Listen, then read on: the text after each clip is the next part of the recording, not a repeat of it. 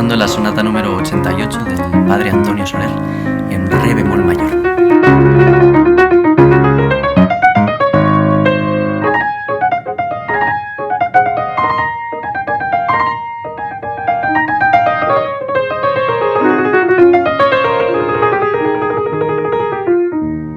Antonio Soler, o como mejor se le conoce, padre Antonio Soler, nació en Olot, en Girona, en el año 1729. A los 6 años ingresó en la Escolanía de Montserrat, donde ahí tomó sus primeras lecciones de música y de órgano. Cuando ya tenía los 15 años, empezó a trabajar en la Catedral de Santa María de Urgell como organista y como subdiácono. El padre Antonio Soler, el genio del enfoque. El padre Antonio Soler es considerado un faro de fe y música en la España ilustrada. Usando la imaginación, haremos una entrevista al finado padre Antonio Soler para conocer su vida, su obra y sus repercusiones en la historia de la música. Muchas gracias, padre Soler, por concedernos esta entrevista. Sabemos que su nombre completo es Antonio Francisco Javier José Soler y Ramos, conocido universalmente como el Padre Soler, considerado como una de las figuras más importantes de la música española del siglo XVIII. ¿Nos podría compartir, Padre Soler, cómo fueron sus primeros años de vida? Con mucho gusto, Juan Carlos. Me da gusto charlar contigo porque sé que eres un gran admirador de Franz Joseph Haydn, el padre de la sinfonía, y ¿qué crees? Haydn fue mi contemporáneo, ya que él nació en 1732 y yo en 1729. Soy originario de Olot, Girona. Mi padre fue músico militar y me impartió mis primeras lecciones. A los 6 años, ingresé en la prestigiosa Escolanía de Montserrat, uno de los centros de formación musical más importantes de Europa, en donde permanecí 10 años. En ese entonces me sumergí en el estudio del órgano, el clavecín, la composición y el canto, bajo la tutela de maestros como Benito Esteve y Benito Valls. Esta sólida formación sentó las bases de mi maestría técnica y mi profundo conocimiento de la música religiosa. Padre Soler, como decimos ahora, ¿cuál fue el momento que marcaría su vida? Muy buena pregunta, Juan Carlos. Se nota que ya tienes experiencia como entrevistador. Mira, en 1752, a los 23 años, tomé una decisión que, como dices, marcaría el resto de mi vida, y fue entonces cuando ingresé en la Orden de San Jerónimo en el Real Monasterio de San Lorenzo de El Escorial. Créemelo, Juan Carlos, era un imponente complejo y no solo era un centro espiritual, sino también un vibrante foco cultural de la corte española. Poco después de profesar mis votos, fui nombrado organista y, más tarde, maestro de capilla. El Escorial para mí fue el balance perfecto porque combinaba mis obligaciones religiosas y una intensa actividad musical. Además, me mantuve en estrecho contacto con las corrientes musicales europeas. He de decirte que tuve una relación de amistad con el célebre compositor italiano Domenico Scarlatti, quien servía en la corte madrileña. Indudablemente, Padre Soler, su vida estuvo balanceada entre las obligaciones religiosas y una intensa actividad musical, lo que en esta época moderna se llama vida contrabalanceada, que implica el balance entre la actividad y el ocio constructivo. Padre Soler, se sabe que el ocio constructivo es fuente de inspiración. ¿Qué opina de eso? ¿Así lo vivió usted? ¿Qué les recomendaría a los jóvenes de hoy que viven un estrés laboral muy intenso? Wow, Juan Carlos, acabas de emplear un término muy interesante, ocio constructivo. Me agrada. Describe de una forma nueva una verdad que aquí, en el silencio del monasterio, vivimos a diario. Para mí, no existe una barrera real entre la obligación y lo que tú llamas ocio. ¿Es acaso una obligación rezar en el coro? Sí, lo es. ¿Es un gozo que eleva el espíritu? También. ¿Es mi labor componer para la liturgia? Ciertamente. ¿Es la fuente de mi más profundo deleite intelectual y espiritual? sin duda alguna. Cuando el trabajo se hace con un propósito superior, la frontera con el gozo se desvanece. La actividad se convierte en oración y el reposo del espíritu no se encuentra en la inacción, sino en una actividad distinta que nutre el alma. Respondiendo a tu pregunta, Juan Carlos, sí, viví y vivo exactamente así. Mi ocio constructivo es sentarme ante este clavecín.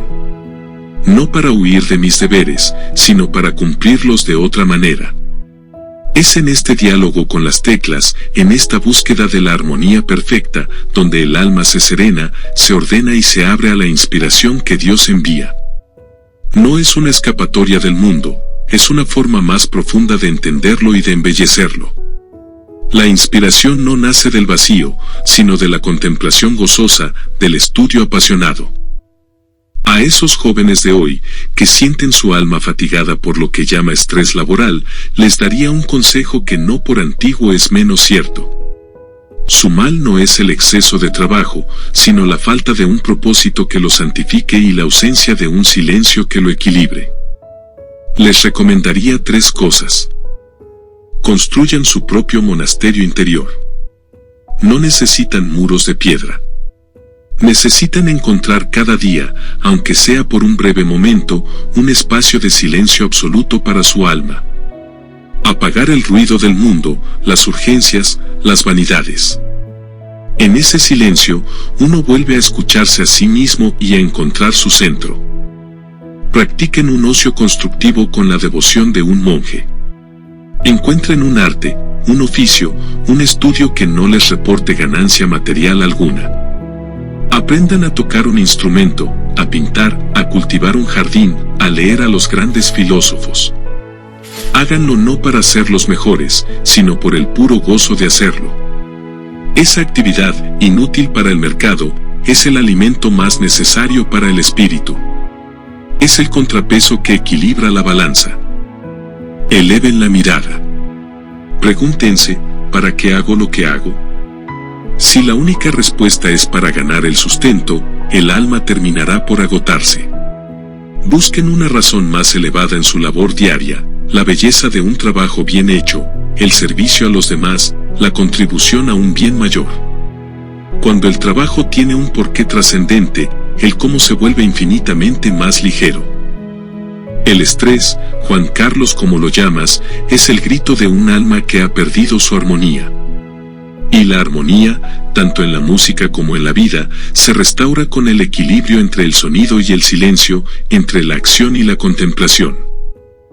Padre Soler, usted compuso un fandango muy famoso que en mi opinión tiene una perfecta armonía y composición, pero sobre todo tiene un alma inspiradora que energetiza al oyente y que por cierto reduce el estrés. ¿Nos podría platicar un poco de este fandango? ¿Cómo nació la idea creativa para hacerlo? ¿Cuál fue su fuente de inspiración? ¿Por qué cree que después de más de 200 años de haberlo compuesto, sigue siendo tan vibrante y energetizador? Me honran profundamente tus palabras, Juan Carlos. El que digas que encuentras un alma inspiradora en esta pieza es el mayor cumplido que un compositor podría recibir. Porque, en efecto, el fandango tiene más de alma que de tinta y papel. A tu pregunta de cómo nació el fandango, te diré que no nació dentro de los muros del Escorial, sino que entró desde fuera, como un eco vibrante del mundo. Uno no puede vivir, ni siquiera en este sagrado retiro, de espaldas al latido del pueblo. El fandango es el corazón de España hecho música. Su origen no fue una idea abstracta, sino una escucha atenta. Fue el fruto de imaginar, o quizás oír en la lejanía de las noches de fiesta, la energía de la gente, el zapateado firme sobre la tierra, el chasquido de las castañuelas, la pasión que se desborda sin pedir permiso. El fandango fue un ejercicio espiritual, cómo tomar ese torrente de vida, a veces tan terrenal y desbocado, y encauzarlo a través del orden y la armonía divina sin que perdiera su fuerza. ¿Cómo transformar una danza de la tierra en una oración ascendente? El fandango es mi respuesta a esa pregunta. Lo concebí como una espiral, una letanía que se repite y crece sobre sí misma, buscando un éxtasis que, en su clímax, creo que roza lo sublime. Es la prueba de que Dios también se manifiesta en la alegría más vehemente. ¿Y por qué cree, Padre Soler, que el fandango sigue tan vivo y vibrante después de más de 200 años? Creo, Juan Carlos, que es porque la pieza no miente. Habla de algo que no envejece, la pasión humana. La energía que tú sientes no es más que el reconocimiento de tu propio espíritu vital. El fandango es un espejo del alma apasionada. Su estructura, que insiste en el mismo bajo una y otra vez, no cansa, sino que concentra. Es casi un hechizo. Libera la mente de las pequeñas penas y preocupaciones, de ese estrés del que hablábamos, y obliga a sentir el pulso fundamental de la existencia, el ritmo del propio corazón. Quizás, en tu época de tantas distracciones, el fandango funciona como una sacudida bienhechora. Es un recordatorio sonoro de que dentro de cada uno de nosotros hay una hoguera de vida, y que la música, a veces, es el mejor fuelle para reavivarla. Que siga llevando energía y consuelo es un misterio que me supera y me llena de gratitud. Es la prueba de que la música, una vez que nace, ya no pertenece a quien la escribió, sino al alma de quien la escucha. Muchas gracias, Padre Soler.